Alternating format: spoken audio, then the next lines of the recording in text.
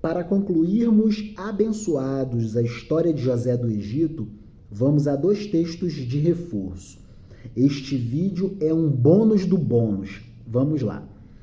Muito importante a gente compreender sobre a origem do povo Ixo. Afinal, José prestou serviços a um faraó de origem étnica não tradicional, mas sim de origem semito-asiática, de origem Ixa. Vamos lá. A invasão dos Ixos. Por Portal Brasil Escola, por Rainer Souza. A invasão dos Ixos estabeleceu um capítulo à parte na história do Antigo Egito. Durante o Médio Império Egípcio, entre 2000 e 1600 anos antes de Cristo, a reconfiguração e reconstituição da estrutura de poder centralizada não foi capaz de encerrar as disputas políticas entre o faraó e os demais representantes da elite religiosa e administrativa do Egito. Por volta do século XVIII a.C., a pressão exercida por membros da nobreza contra a autoridade faraônica estabeleceu um grave desacordo. A elite econômica começou a brigar contra o faraó. Por volta do século XVIII a.C., a pressão exercida por membros da nobreza contra a autoridade faraônica estabeleceu um grave desacordo. Muitos membros da elite, interessados em desafiar o poder do faraó, permitiram que povos estrangeiros adentrassem o território do Egito. Foi justamente em meio a essas contendas que os Ixos, civilização de origem asiática, estabeleceram a ocupação pacífica da região norte do Império Egípcio. Conforme levantado por alguns pesquisadores, a chegada dos Ixos se deu por conta da rigorosa seca que tomava conta de seu lugar de origem. Dessa forma, podemos concluir que este povo se deslocou até o nordeste da África com o intuito de usufruir das ricas terras e dos grandes mananciais de água disponíveis. Enquanto as disputas políticas tomavam conta do Egito, os Ixos empreenderam o desenvolvimento de sua economia e sociedade. Enquanto os egípcios tradicionais brigavam entre si, os Ixos foram se estabelecendo e se organizando em termos de sociedade e economia. Além disso, tiveram a astúcia de formar um poderoso exército munido de armas bastante resistentes e hábeis cavalos de guerra. Dessa forma, quando iniciaram o processo de dominação contra os egípcios, não tiveram dificuldades maiores para vencer as instáveis forças que controlavam a região do delta do rio Nilo. Após se fixarem politicamente no Egito, os Ixos decidiram fixar a capital do Baixo Egito na cidade de Avares. Enquanto isso, a dinastia dos faraós, que anteriormente controlava toda a extensão do território, mudou a capital para Tebas, cidade do Alto Egito, garantindo dessa forma o controle sobre algumas partes da região sul. Durante quase um século, essa divisão política permaneceu estável, graças ao bom convívio entre os 2 governos que controlavam o vale do rio Nilo. Contudo, essa relação equilibrada entre a autoridade Ixa e egípcia sofreu um forte abalo por conta de uma rixa aparentemente banal. Contudo, entretanto, todavia, porém, essa relação equilibrada entre a autoridade Ixa e a autoridade egípcia sofreu um forte abalo por conta de uma rixa aparentemente banal. E isso só vai agravando. Segundo o relato de documentos desse período, muitas dessas brigas aconteciam porque os governantes Ixos buscaram, de todas as formas, legitimar e estender seus poderes, adotando várias das tradições e costumes desenvolvidos pelos egípcios. É uma certa apropriação cultural para fins de dominação. Em contrapartida, os egípcios não se conformavam com a perda de uma rica e significativa parcela de poder e de domínio. Por volta de 1580 a.C., durante o governo do faraó egípcio Amoses I, os conflitos militares contra os Hicsos se intensificaram. Para conseguir recuperar a unidade política do antigo Império Egípcio, as tropas egípcias tiveram que superar duas frentes de batalha, uma ao norte, comandada pelos Hicsos, e outra ao sul, sob a liderança dos Núbios, povo que cooperou militarmente em favor dos Hicsos. Após a vitória, o novo império, 1580 a 525 anos antes de Cristo, novo império que se estabelece com a derrota dos Hicsos. Esse novo império inaugura uma nova etapa da supremacia imperial egípcia.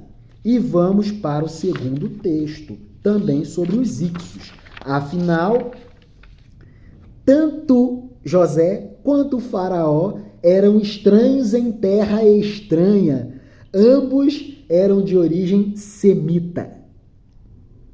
Por Infoscola, escrito por Emerson Santiago, nosso segundo texto, categorias Antiguidade e Civilizações Antigas.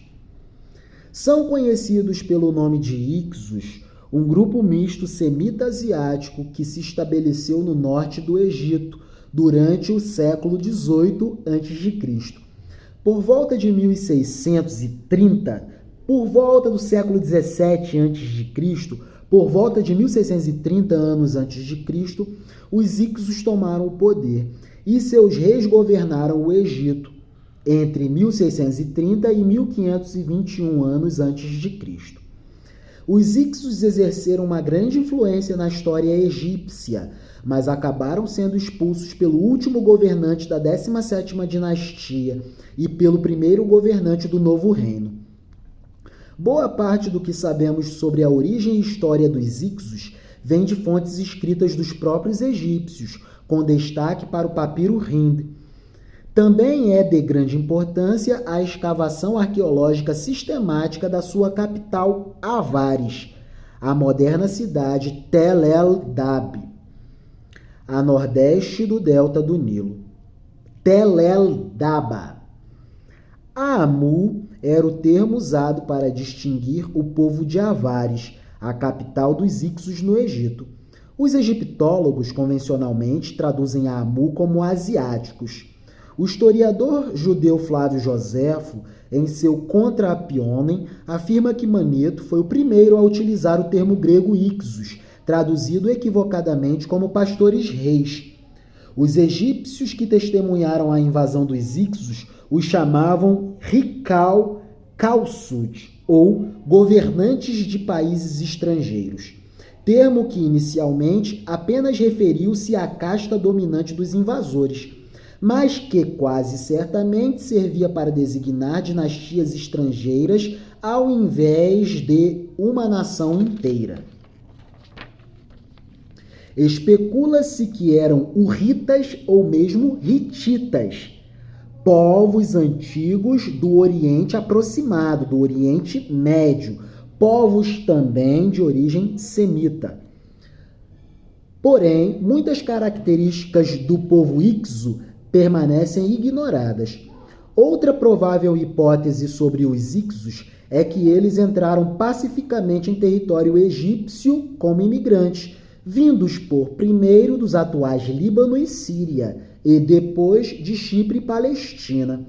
Com o tempo, os líderes dessa comunidade teriam se unido a famílias egípcias por meio de casamentos, e chegando assim a exercer o poder como elite econômica e política por um bom tempo.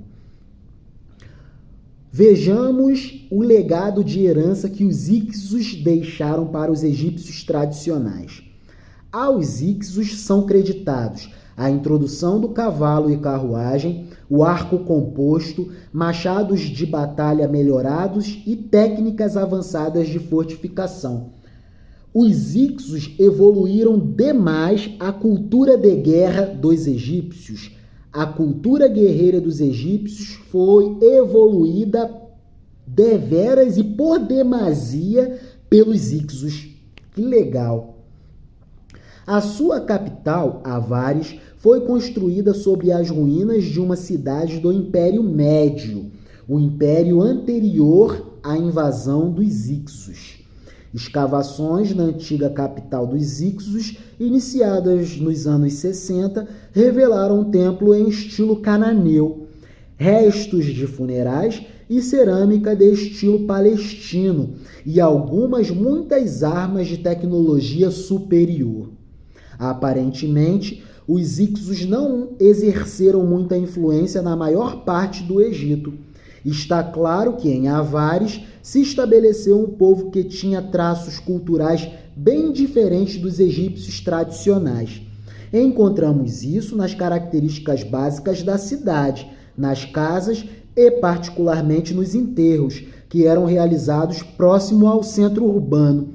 Mas seus traços não vão muito além do que os achados em artefatos nesta cidade, em Avares, que era a capital dos Ixos no Egito Antigo. Que maravilha! Finalmente terminamos a nossa playlist da história de José do Egito. Playlist montada no arcabouço e contexto da atividade da Escola de Campeões, Unidade de Internação Socioeducativa do Recanto das Emas, Secretaria de Justiça do Distrito Federal, Estado membro da Federação, Distrito Federal, Serviço Público em Ação. Vamos lá. Para a gente fechar com chave de ouro, vamos a uma meditação final. Olha o encontro de dois semitas em terra estranha, dois estranhos em terra estranha, um faraó e o outro escravo. Diante dos sonhos perturbadores do faraó, José é convocado a interpretar tais sonhos. E olha o que José diz a faraó. Depois de José ouvir os sonhos de faraó, José interpretou e disse o seguinte: os sonhos das vacas gordas que eram devoradas pelas vacas magras e das espigas robustas que eram devoradas pelas espigas raquíticas e crestadas pelo vento oriental, os ventos vindos do Oriente. Olha só, um semita se referenciando e se dirigindo ao interlocutor também semita. Que legal! Portanto, o faraó previna-se agora de um homem entendido e sábio e o ponha sobre a terra do Egito. Faça isso o faraó e ponha governadores sobre a terra e tome a 5ª parte da produção da terra do Egito nos 7 anos de fartura. Que o faraó determine o acúmulo de 20% da produção da terra do Egito ano a ano durante os 7 anos de fartura. E que os governadores das províncias locais ajuntem toda a comida destes bons anos que vêm e amontoem o trigo debaixo da mão de faraó. A administração é descentralizada, mas o poder político é centralizado. Sabe o que é isso, gente? É o desenho da Federação Brasileira. União, poder central, governadores locais dos Estados-membros, administração descentralizada. União federal, poder centralizado, poder político centralizado, e governos estaduais e municípios, poder político-administrativo descentralizado. Ó, que legal, que legal. Como esses conceitos são atemporais, digamos assim. Muito cuidado a falarmos isso, né? Atemporais no sentido filosófico, não no sentido histórico, senão seria a anacronia. Que os governadores das províncias ajuntem toda a comida destes bons anos que vem e amontoem o trigo debaixo da mão de faraó para mantimento nas cidades e o guardem. Assim será o mantimento para provimento da terra para os 7 anos de fome que haverá na terra do Egito, para que a terra do Egito não pereça de fome. E esta palavra foi boa aos olhos de Faraó e aos olhos de todo o ministeriado de Faraó. E disse Faraó a seus servos: Acharíamos um homem como este em quem haja o Espírito de Deus? Um homem com inteligência sobre-humana? Depois disse Faraó a José: pois que Deus te fez saber tudo isso, ninguém há tão entendido e sábio como tu. Tu estarás sobre a minha casa, e por tua boca se governará todo o meu povo. Somente no trono eu serei maior que tu. Disse mais Faraó a José: vês, aqui te tenho posto sobre toda a terra do Egito. Um semita falando para outro semita: vês, aqui te tenho posto sobre toda a terra do Egito. E tirou o Faraó o anel de sua mão e o pôs na mão de José, e o fez vestir de roupas de linho, e o pôs um colar de ouro no seu pescoço, e o fez subir no segundo carro que tinha, e o povo clamava diante dele: eis o grão-vizir, eis o grão-vizir, eis a autoridade máxima sobre a administração da economia do Egito. Assim o pôs sobre toda a terra do Egito. E disse Faraó a José: eu sou Faraó, porém sem ti ninguém levantará a sua mão ou o seu pé em toda a terra do Egito. E Faraó chamou a José de Zafenate-Paneia e deu-lhe por mulher a Azenate, filha de Potífera, sacerdote de On, da cidade de Heliópolis.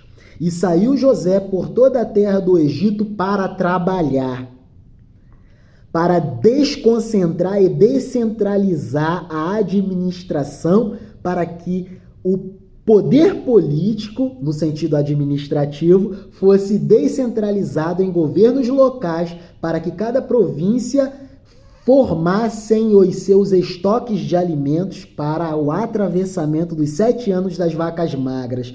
E José era da idade de 30 anos quando se apresentou a Faraó, rei do Egito. E saiu José da presença de Faraó e passou por toda a terra do Egito para trabalhar, para trabalhar, para trabalhar, para trabalhar. É isso. José era trabalhador no pouco, logo Deus o colocou em posição alta para ele botar para fuder? Não, para ele trabalhar. É isso. A vida de José só deu certo porque ele era um jovem perdoador e um jovem amoroso. No poder, ele não se utilizou do poder para oprimir os seus irmãos e a sua família e o seu povo. Contrariamente, ele proveu livramento e salvação divina para a terra prometida. Deus é luz, Deus é perdão, Deus é amor, Deus é salvação, Deus é. Deus é salvação, Deus é. É isso. Finalmente, concluímos a nossa playlist da história de José do Egito. Próxima história, Moisés do Nilo. É isso. É isso. Os barcos de papel já é uma história que está sendo gravada. Já estamos para o final. É isso. O que está faltando gravar é a história de Moisés do Nilo. Também cultura egípcia. E olha o detalhe, Moisés era descendente de José. José era ancestral de Moisés. Olha como tudo vai se interligando e a gente consegue ler a Bíblia de modo inteligente. É isso. Leiamos a Bíblia de modo inteligente. Afinal, a Bíblia é um texto clássico da nossa cultura ocidental, para além do que ela é a palavra de Deus. É isso. Amemo-nos, eis o único mandamento, e com promessa, e promessa boa, é isso.